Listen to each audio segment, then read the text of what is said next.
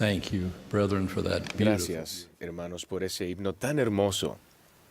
Not long ago, No hace mucho, una hermana soltera, I will call a la que llamaré Molly, came home from llegó a casa del trabajo para encontrar que 5 centímetros de agua cubrían todo el piso del sótano. immediately. She Inmediatamente se dio cuenta de que sus vecinos, con los que compartía las cañerías, debieron de haber tenido una cantidad exorbitante de ropa para lavar porque a ella le llegó toda el agua del sumidero. after calling a friend, Después de llamar a una amiga para que fuera a ayudarla, two began ambas empezaron a mover el agua y a trapear. then the door. Entonces alguien llamó a la puerta Her friend cried, y su amiga exclamó, "It's your «Son tus maestros orientadores».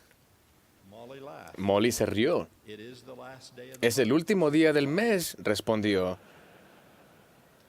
but I can assure «pero you puedo it is asegurarte not que mine." no son mis maestros orientadores». With bare feet, Descalza, wet trousers, con los pantalones mojados, el cabello sujeto con un pañuelo y un par muy elegante de guantes de goma, Molly made her Molly way se to the abrió door, camino hasta la puerta. but her stark Sin embargo, su aspecto deprimente no se comparaba con el espectáculo inusual que tenía ante sus ojos. it was. Sí eran sus maestros orientadores. You could have knocked me over. Me quedé boquiabierta ante semejante sorpresa, me dijo tiempo después. Era un milagro de la orientación familiar, como el tipo de que las autoridades generales comparten en los discursos de conferencia. She went on. Y prosiguió. But just as Pero entonces, justo cuando intentaba decidirme entre darles un beso o el trapeador, ellos me dicen, discúlpenos, Molly, vemos que está ocupada y no queremos molestar. Ya vendremos en otro momento. and they were Y se fueron. who was it? ¿Quién era?, le preguntó su amiga desde el sótano. I wanted to Quise say decirle, ciertamente no eran los 3 nefitas, admitió Molly, pero me refrené and said very y dije con mucha calma, it was my eran los maestros orientadores, pero consideraron que no era un momento oportuno para darme el mensaje. brethren. Hermanos, May we briefly permítanme examinar brevemente el deber del sacerdocio que se ha descrito como el primer recurso de ayuda en la iglesia para las personas y las familias. entire force Se han sacrificado bosques enteros a fin de tener el papel para organizar y después reorganizar ese deber. Se han dado miles de discursos motivadores a fin de fomentarlo. Ciertamente ningún psicoanalista de la corriente de Sigmund Freud podría suscitar tantos sentimientos de culpa como los que ha provocado el tema. yet still No obstante, aún tenemos dificultades para siquiera acercarnos a un nivel aceptable en el cumplimiento del mandamiento del Señor en cuanto a velar siempre por los miembros de la Iglesia mediante la orientación familiar del sacerdocio. Parte de la dificultad que enfrentamos es la demografía cambiante de la Iglesia, lo sabemos. Con miembros repartidos en más de 30,000 barrios y ramas, ubicados en 188 naciones y territorios, es mucho más difícil visitar el hogar de nuestros hermanos y hermanas de lo que era en los albores de la iglesia, cuando un vecino enseñaba a otro vecino en lo que se conocía como enseñanza por cuadras. furthermore Además, in many units en muchas unidades de la iglesia hay un número limitado de poseedores del sacerdocio para hacer orientación familiar, con lo que aquellos que sí pueden servir tienen unas 18 o 20 familias o más que atender. there can also También puede haber problemas de tener que recorrer grandes distancias, el costo elevado y la poca disponibilidad del transporte y la ampliación de la jornada y la semana laborales. add to the Sumémosle a esto ciertos tabús sociales relacionados con las visitas sin anunciar safety y los problemas de seguridad que hay en muchos vecindarios del mundo. Y bueno, empezaremos a ver la complejidad del problema. Hermanos, in the best of en lo mejor de ambos casos, in those circumstances y en donde las circunstancias lo permitan, la visita mensual a cada hogar sigue siendo el ideal que persigue la Iglesia. but realize Pero siendo conscientes de que en muchas partes del mundo no es posible lograr ese ideal, y que hacemos que los hermanos se sientan unos fracasados cuando les pedimos que hagan algo que no se puede hacer realmente, la primera presidencia escribió el siguiente consejo útil e inspirado a los líderes en diciembre de 2001. Un consejo de mucha utilidad. Hay algunos lugares de la iglesia, escribieron, en donde no es posible realizar la orientación familiar en cada hogar todos los meses, debido a un número insuficiente de hermanos activos y a otros varios desafíos locales. Ya se mencionaron algunos. Cuando prevalezcan tales circunstancias, los líderes deberán hacer lo mejor que puedan para utilizar los medios disponibles para velar por cada miembro y fortalecerlo. Hermanos, si en mi barrio o rama me enfrentara a ese tipo de circunstancias difíciles, mi compañero del sacerdocio arónico y yo aplicaríamos el consejo de la primera presidencia, que ahora es una norma del manual, de esta manera. Primero, sin importar cuántos meses tardáramos en lograrlo, nos esforzaríamos por cumplir con el mandato de las Escrituras de visitar la casa de todos los miembros, estableciendo un calendario que nos permitiera llegar a esos hogares siempre que fuese posible y práctico. En este calendario estaría la prioridad principal de disponibilidad de tiempo y la frecuencia de tener contacto con aquellos que más nos necesitan. Los investigadores a quienes estén enseñando los misioneros, los conversos recién bautizados, los enfermos, los que estén solos, los menos activos, las familias monoparentales que aún tengan hijos en el hogar, etc. Mientras seguimos nuestro calendario para visitar todos los hogares, lo cual podría tomar varios meses, haríamos otro tipo de contacto con las personas y las familias de la lista a través de cualquiera de los medios que el Señor ha dispuesto. Ciertamente, velaríamos por nuestras familias en la iglesia y, como dice en las Escrituras, hablaríamos unos con otros concerniente al bienestar de sus almas. Además, haríamos llamadas telefónicas, mandaríamos correos electrónicos y mensajes de texto. Incluso enviaríamos un saludo por una de las muchas redes sociales disponibles. Para tratar necesidades especiales, podríamos enviar un pasaje de las Escrituras, una línea de un discurso de conferencia general o un mensaje mormón extraído del abundante material que hay en lds.org.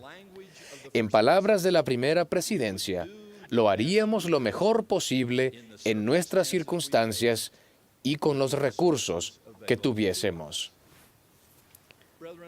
Hermanos, la súplica que hago esta noche es que eleven la visión que tienen de la orientación familiar. Por favor, véanse a ustedes mismos de maneras nuevas y mejores como emisarios del Señor a sus hijos e hijas.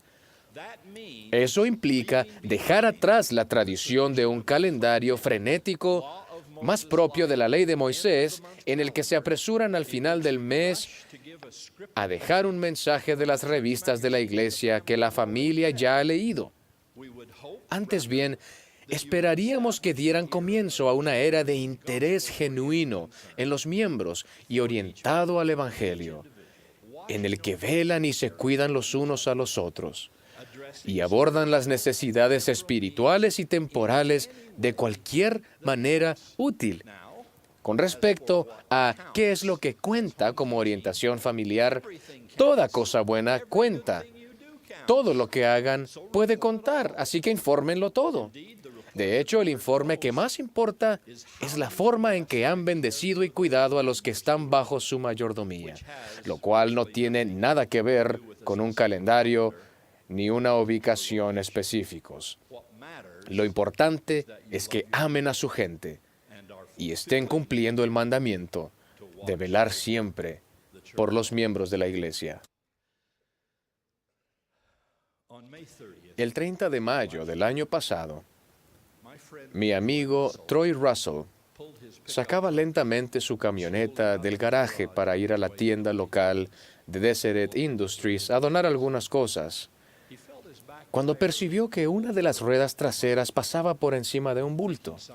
Creyendo que había caído algo de la camioneta, se bajó y encontró a su preciado hijito de 9 años, Austin, boca abajo, sobre el pavimento. En este caso, los gritos, la bendición del sacerdocio, el personal de la ambulancia y los médicos del hospital no sirvieron de nada, en lo absoluto. Austin había muerto, sin poder dormir ni tener paz. Troy estaba inconsolable.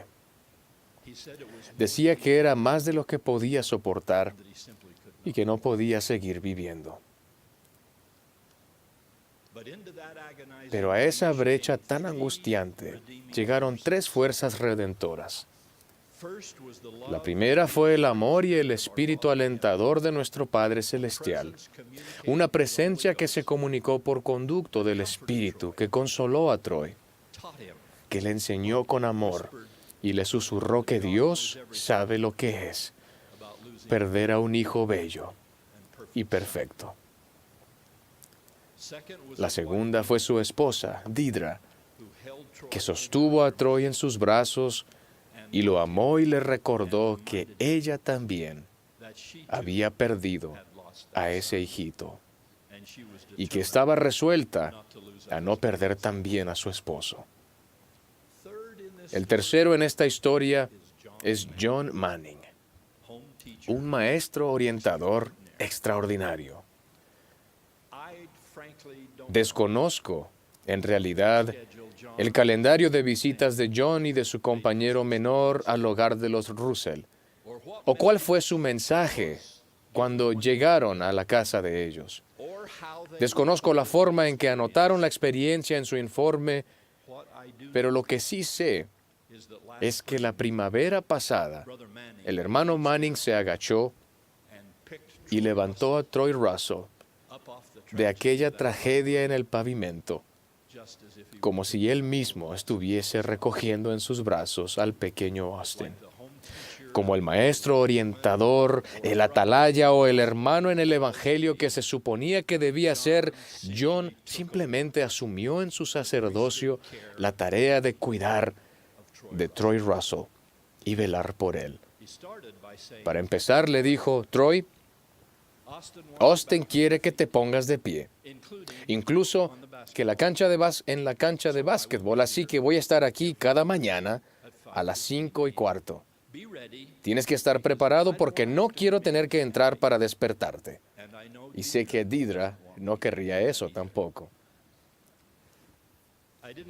No querría ir, me dijo Troy tiempo después. No quería ir, porque siempre había llevado a Austin conmigo esas mañanas.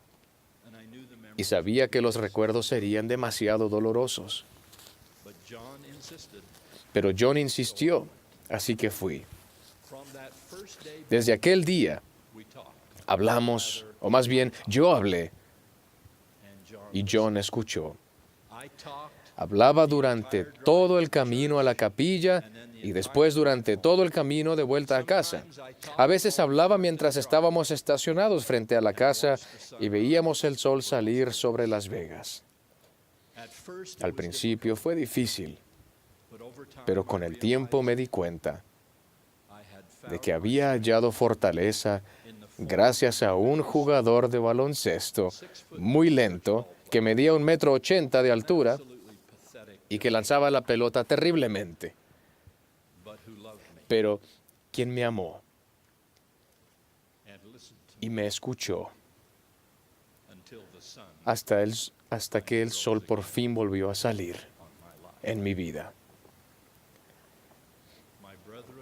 Mis hermanos del sacerdocio, cuando hablamos de la orientación familiar, de velar, del ministerio personal del sacerdocio o como quieran llamarlo, esto es de lo que estamos hablando. Les pedimos que en calidad de maestros orientadores sean emisarios de Dios a sus hijos, que amen, que velen y oren por la gente que se les ha asignado, como nosotros los amamos, velamos y oramos por ustedes. Que estén alertas cuando apacienten el rebaño de Dios de manera acorde a sus circunstancias. Lo ruego en el nombre de nuestro buen pastor, cuyo testigo soy, el Señor Jesucristo. Amén.